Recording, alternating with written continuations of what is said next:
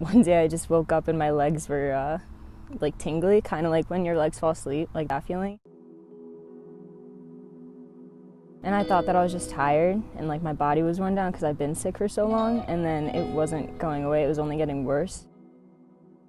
The tingly feeling had spread from like just my toes all the way up to like my thighs and my hips, and that's when I kind of like knew something was wrong.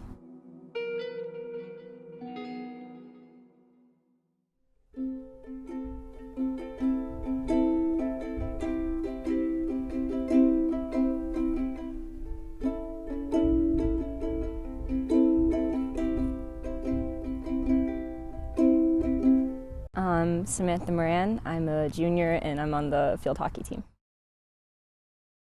It was about like 3 weeks out of the end of last season, so last fall, and my whole house, we were all sick. I think we all had the flu. I had the flu for about 2 or 3 weeks and it wasn't getting better. And then one day I just woke up and my legs were like tingly, kind of like when your legs fall asleep, like that feeling. And I thought that I was just tired and like my body was worn down because I've been sick for so long, and then it wasn't going away, it was only getting worse. The next morning I woke up and the tingly feeling had spread from like just my toes all the way up to like my thighs and my hips, and that's when I kind of like knew something was wrong, and I decided to go to the health center, and they were like, you should go to the hospital. She was talking about her legs feeling like heavy and tingly. And I think all of us were like, oh, you're probably just like tired from being sick. There was one day that Hannah called me because they were in the same class, and I actually had to leave and pick up Sam and Hannah from class because Sam wasn't feeling good. Yeah, we were sitting in class and we were actually taking a test, and she like started whispering to me. She's like, I think I'm like about to pass out. So like, okay, like I went to the teacher and we just like left off where we were, and I walked her out. She like couldn't even walk down the stairs. To tell me that she was dizzy during a final and that Hannah was going to take her to the health center because the night before she had tingling in her feet, and then the next day her legs were feeling weird. So I actually left work and started to drive up because for her to go, I knew that she must have been scared. I told them that I had trouble walking because it got to that point where I stood up and I was a little wobbly. I didn't have balance. They tested my reflexes, they had me walk a little bit, and then they stepped out of the room for a little bit. It was about 10 minutes past. They came back in, and one of the doctors said that, hey, it might be this thing called Guillain-Barre Syndrome. And then that's when I started panicking because, of course, I Googled my symptoms beforehand and I saw that Guillain-Barre Syndrome was a thing. But it also said that it was very rare, so I kind of like disregarded it and thought that it wasn't that just because it said it was very rare. Then that's when my mom like started driving up from Long Island and we were going to head to the hospital. We took her to Mount Sinai, and I saw her. I knew something was, I had to carry her. She leaned on me, and then I had to pretty much carry her into the hospital. They gave her a wheelchair right away. And they said she tested positive for the flu, West Nile, and possible GBS. That's what they were going to treat her for, Guillain-Barre Syndrome. It happened so quickly, and Linda just kept me in the loop with everything. We were connecting by text and talking, and kind of, she was navigating through some really challenging times. So that's, once it transpired, I was in the loop the entire time. They said that they had to run some tests, that they thought the symptoms I've given them were like, compatible with Guillain-Barre syndrome, but they had to confirm it. So I had a bunch of MRIs, I had 2 spinal taps done. About 2 days after the first spinal tap, there's like an imbalance in proteins in the cerebral spinal fluid that they saw, so that kind of gave them the answer that it was Guillain-Barre syndrome. I remember them talking to my parents first. It could be 6 months to a year.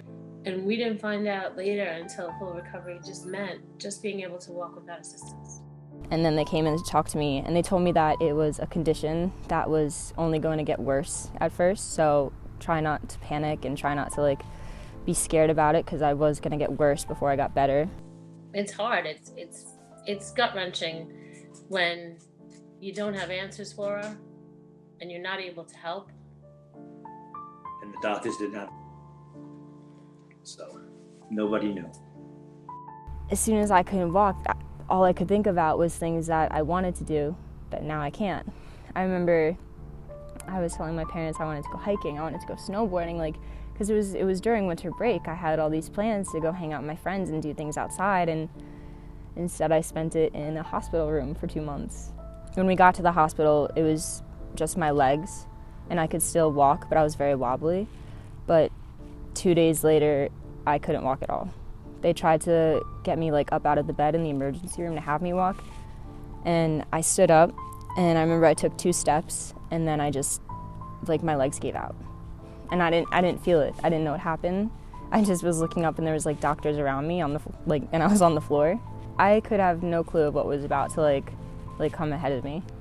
They told me, when they told me that it was gonna get worse, I didn't know how worse. It was a bunch of unknowns. I'd say getting told that they thought I wasn't gonna be walking for at least 6 months was another really bad day for me. I was watching my daughter deteriorate right in front of my eyes. It was horrible. I don't know if she showed you the video. That was the first time she walked down the hallway. I was spotting her in a chair behind her. And just her legs are shaking the whole time. This skinny as can be, no muscle, but it was just great seeing her attitude. She's gonna do it. And all the nurses and doctors are lined up in the hallway cheering her on. The time I left the health center here, which was December 7th, I think, I was in one hospital till January 3rd. And then I went to a different hospital for physical therapy and rehab. Rehab session in the morning where she walked with assistance on a walk, holding her feet up. She couldn't stand on her own. Yeah, she couldn't. She needed assistance with a walker and handles that help keep her body weight. But then in Port Jefferson, New York, she was in St. Charles Hospital rehab, walking with a cane in less than a week. It was, the rehab people were great. Very focused, very driven. It's exactly what she needed. It was around Christmas, and we made a video for Sam. Hi, Sam. We all want to wish you a Merry, Merry Christmas and the speediest of recoveries. She was in the hospital for a big holiday, I think our team was just really proactive, and they're like, what can we do for Sam? They got a care package together. They made cards. We made, a Christmas message. It was right after COVID, too, so it was a holiday that she was actually going to be with extended family, not just family, the initial family. Spamming Merry Christmas. I know this isn't the ideal situation, but I know you guys are going to make the best of it. I can't wait to celebrate when we're back in New Paltz and get Stewies and do Secret Santa like we planned. I don't care what day of the year it is. Hey Sam, I miss you so much. I miss having you constantly in my house because, we're attached at the hip with our coffee dates. Sam Moran, Merry Christmas. Sending you a little videogram from the good side of my tree and not the bad side that you were able to see yesterday that's completely bare. And it was just something where, I think it just speaks to who we are as a program and how we truly are invested in each other and wanted to make sure that we were there. I think our team really stepped up, and they checked in, and they sent text messages knowing that Sam couldn't respond back. They still continued to send messages every day. My parents would show me any messages I received. I couldn't respond. So every day I was getting messages from Coach and all my teammates and all my friends, just telling me to hang in there, you're so strong, all that. And honestly, it helped a lot because I got them every day. And I felt bad that I couldn't respond, but I know that they understood and they saw them. But that was definitely a big factor in keeping up with it mentally. It was actually on Christmas Day, I was able to wiggle my big toe. My parents were ecstatic about it because they said it was a Christmas miracle. I had the same doctors from day one, so they got to see my progress every day, and they came in every day to check on me. And one of the biggest things was that I didn't have reflexes. They took the little hammer to my leg and there was just nothing. And I remember every day I was hoping that I'd get something, and then on the last day they did it, and it wasn't a full like very strong reflex, but there was like a little flutter of a kick, and I remember them being like so excited for me. By the time I got to the physical therapy hospital, there was already such a huge difference from not being able to move shoulders down like at all to, being able to sit on the edge of my bed, being able to like pick up a spoon and feed myself. Like, it was just huge differences that I saw already. And I was just trying to think that every day, I'm gonna get a little better. Like, from here on out, I'm getting better, I'm not getting worse. And I didn't want to allow myself to get worse. So, like I said, I just did whatever I could to keep going forward. When they told me, the day I was getting like discharged from the hospital, they were very excited for me. It was all positive. It looks horrible looking back at it.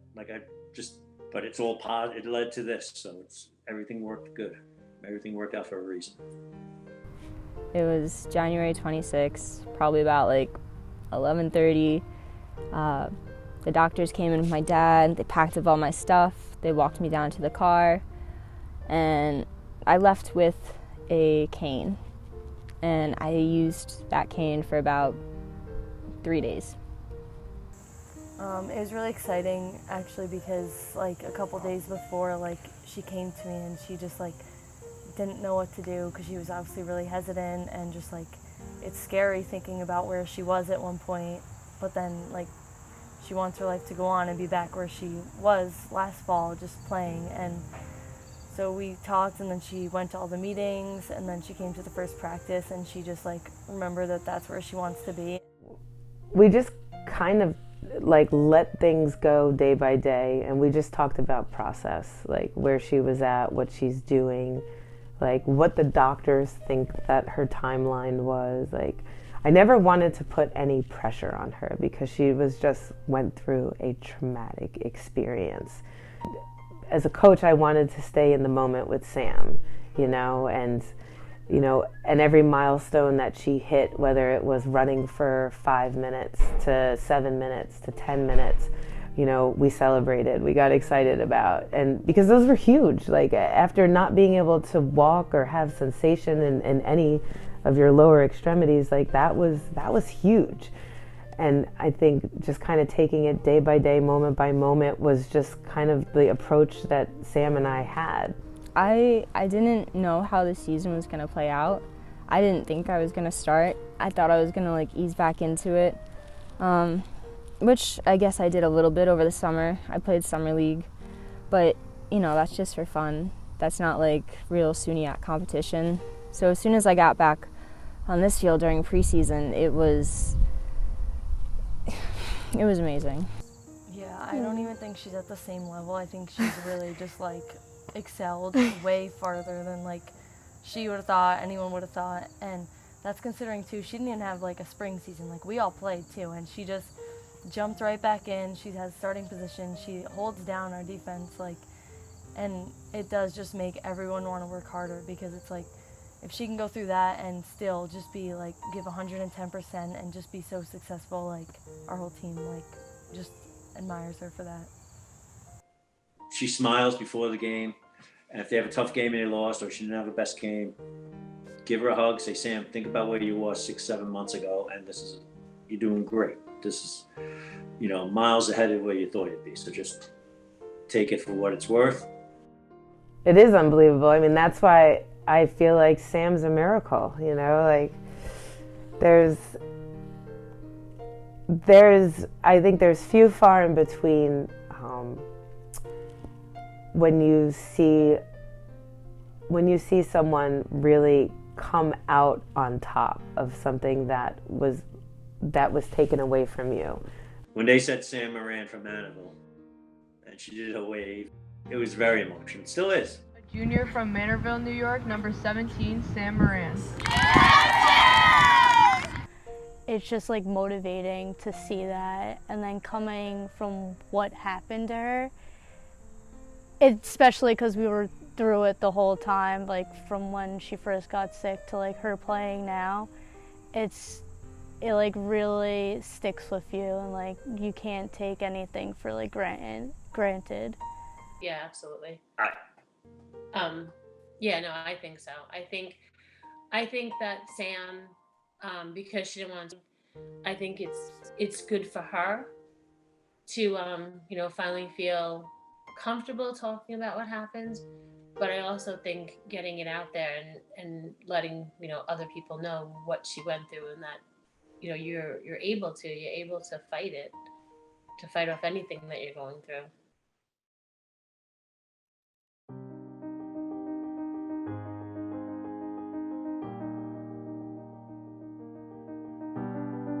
That's the worst thing I've gone through in my life, and I made it through.